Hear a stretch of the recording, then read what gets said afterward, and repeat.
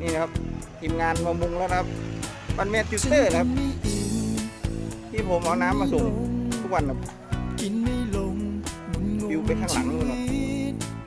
แล้วนอนไม่หลับหลับไปก็คิด นี่ครับยกไปข้างโค้งเลยครับมุงด้วยแผ่น แต่เธอ เม ไม่เจอ ทัลชี ไม่ ท ได้จะ มาแรงครับ เดียวใจมันหิวหิวมัน นี่ เอาแต่เพ้อ แต่ตอนนี้ไฟดับนะครับ เรื่องเรียนก็หนักเรื่อง ผม งาม าน ไม่ก ก็ ลัวไฟ เย ดับ อะ นะขี้แบต แล้วยังละเมอ